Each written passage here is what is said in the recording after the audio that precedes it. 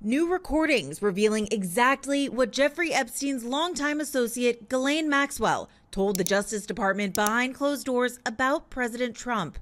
I never witnessed the president in any inappropriate setting in any way. The president was never inappropriate with anybody. In the times that I was with him, he was a gentleman in all respects. What really happened in those secret tapes? And why is everyone talking about Ghislaine Maxwell and Donald Trump? When Ghislaine Maxwell's audio tapes and transcripts recently surfaced, they reignited the firestorm of questions and theories surrounding her connection to Jeffrey Epstein and the high-profile figures entangled in this saga. At first glance, the tapes don't settle much. Instead, they open a door to fresh speculation and unresolved mysteries. From the very beginning, Maxwell's statements have been surprising.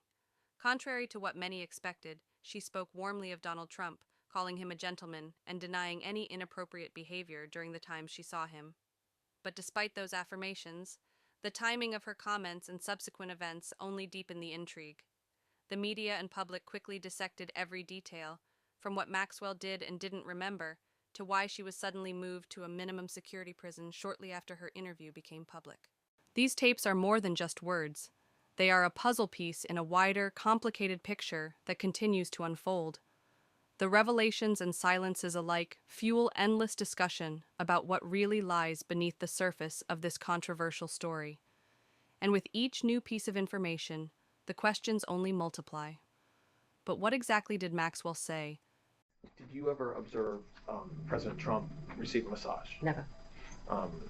Did you ever observe, you said that you were, have you seen there's photographs, public photographs of Mr. Epstein and President Trump together? Yes.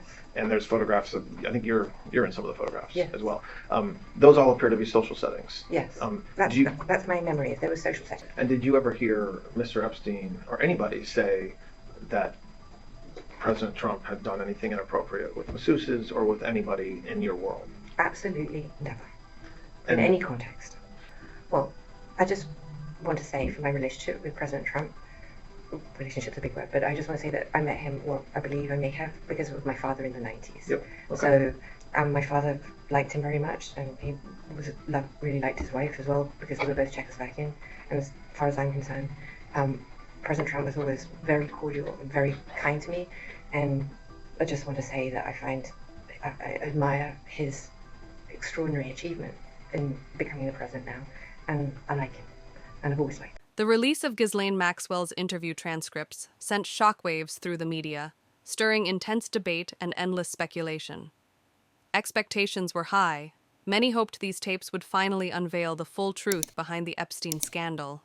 Instead, the reality proved more complex and ambiguous. As the transcripts emerged, it became clear that Maxwell's words didn't provide the blockbuster revelations some had anticipated. On the surface, her statements offered a mix of denials, faded memories, and cautious comments.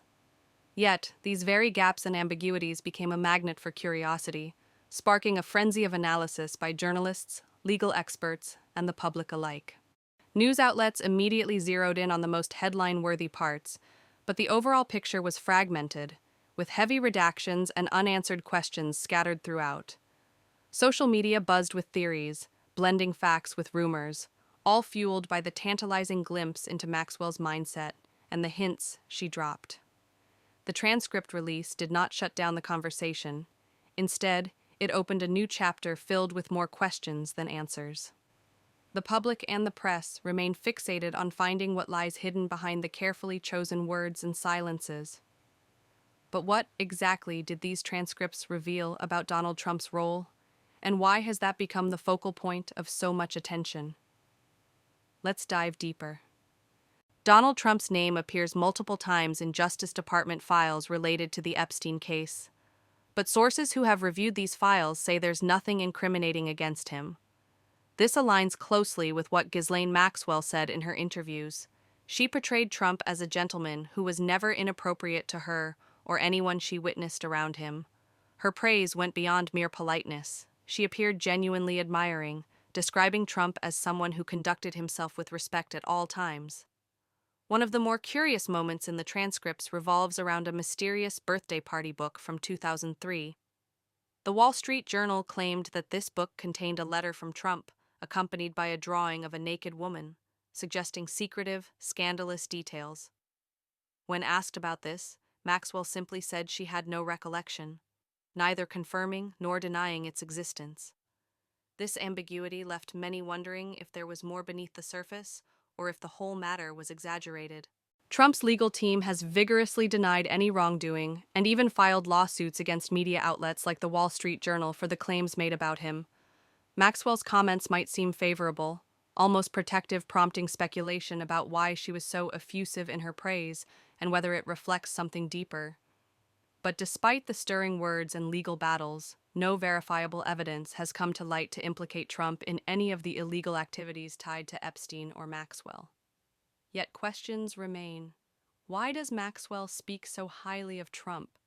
Why does she have no memory of key details others have raised? And does her praise suggest a deal or understanding behind the scenes? The story is far from over, and what happens next will certainly shock many. The most puzzling moment after Maxwell's interviews wasn't what she said, but what happened shortly afterward: her sudden transfer to a minimum security prison. This move caught many by surprise because someone in her position would typically expect harsher confinement, not a more comfortable setting. Officially, there has been no explanation for the transfer, and the Justice Department denies any deals or special arrangements. Todd Blanche, a legal expert familiar with the case, confirmed there was absolutely no deal made with Maxwell. Yet the timing is eyebrow-raising. Just days after Maxwell's positive remarks about Donald Trump became public, she was moved to a facility most people in her situation would never see. This unexpected development sparked rapid speculation across news outlets and online communities. Some speculate it's a quiet reward for cooperation, while others think it could be a strategic move to offer her protection or encourage further testimony. The truth remains locked away, leaving room for theory and doubt, making this part of the story almost as enigmatic as the transcripts themselves. And this is just one piece of the puzzle. The sudden transfer raises as many questions as the interviews do. What really prompted this change, and who benefits from it? The story grows even murkier as more information surfaces. But there's more to uncover. Next, we'll dive into the most talked about element, the so-called Epstein client list. One of the most persistent mysteries swirling around the Epstein case has been the elusive client list, an alleged roster of powerful individuals connected to Epstein's controversial activities. For years, rumors suggested such a list existed, sparking endless speculation and conspiracy theories. But according to Ghislaine Maxwell, this entire concept is a fabrication. In her interviews, she claimed that the so-called client list was nothing more than a fiction created by Epstein's former butler, who was later prosecuted under RYCO charges. Maxwell explained that the list evolved from a simple phone book and scattered notes into a supposed comprehensive roster, but it was never real. This revelation hit hard against the public obsession with uncovering the identities of everyone supposedly involved. The idea that the client list was a fake throws doubt on many claims that have circulated online and in media reports. It also lines up with what other sources have been saying. They say no credible official client list has ever been found in any legal investigation or Justice Department files. Still, this doesn't mean all trails have gone cold. The absence of an actual client list doesn't erase the serious accusations and evidence in other parts of the investigation, but it does highlight how much misinformation and myth-making cloud the public's understanding of the case. The truth is far more complicated, and often hidden behind heavy legal redactions and sealed documents. And speaking of those legal battles, what's really inside the civil lawsuits connected to this scandal? That's what we'll explore next. While criminal investigations into Jeffrey Epstein and Ghislaine Maxwell have captured headlines, the real explosive details appear to be buried in a series of civil lawsuits. According to sources familiar with the cases, these civil suits contain the most damning evidence against various individuals connected to Epstein's network. However, these lawsuits are heavily redacted. Judges have removed large portions of the documents to protect the identities of people involved, making the public only glimpse fragments of what could be far more shocking revelations. This veil of secrecy has fueled endless speculation about who might be named in these filings, and whether high-profile figures like Donald Trump are implicated. Despite persistent rumors, no verified evidence has emerged linking Trump directly to wrongdoing in these civil suits. Yet, the court's protective stance over these files leaves many questions unanswered. Who are the people shielded by these redactions? What secrets are hidden in the censored pages? The ongoing legal wrangling means the truth is slowed down, and the public remains left in the dark, desperate for clarity. With so much still under wraps, the Epstein and Maxwell cases continue to be a tangled web, where justice and secrecy collide in a complex dance. Although if we look at Maxwell's own beliefs about Epstein's tragic death, another piece of this confounding puzzle. One of the most debated topics surrounding this entire saga is Jeffrey Epstein's death while in jail. Officially ruled a suicide, Epstein's death has been met with widespread skepticism, and Ghislaine Maxwell is no exception.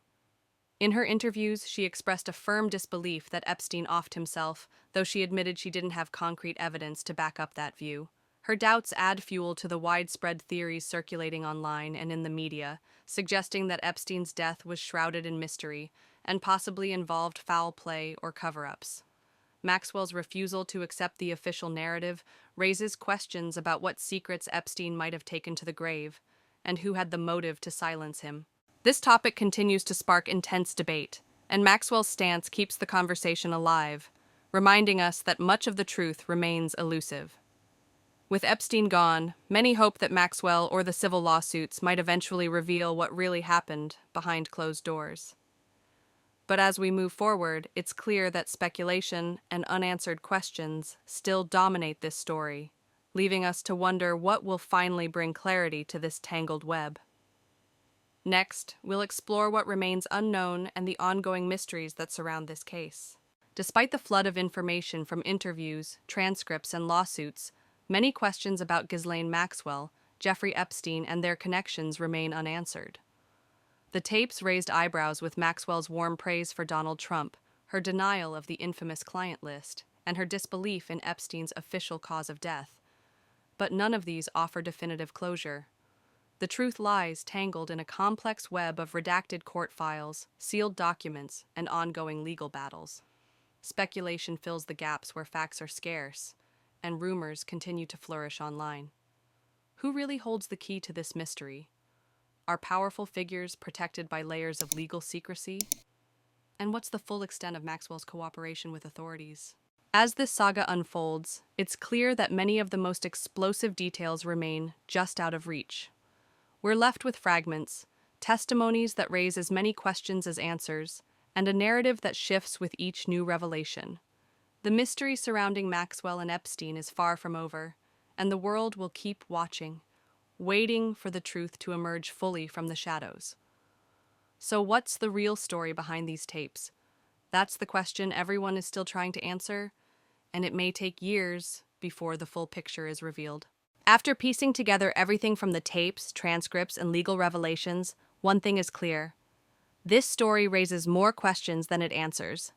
Ghislaine Maxwell's interviews painted a complex picture. Her praise for Donald Trump, her dismissal of the infamous client list, and her doubts about Epstein's death all add layers to a narrative still shrouded in mystery. The heavy redactions in civil lawsuits and sealed documents suggest there's a lot more hidden beneath the surface, leaving the public to wonder who truly holds the power and what secrets remain locked away. In a case riddled with speculation and silence, truth feels like a distant prize. So what's really going on behind the scenes?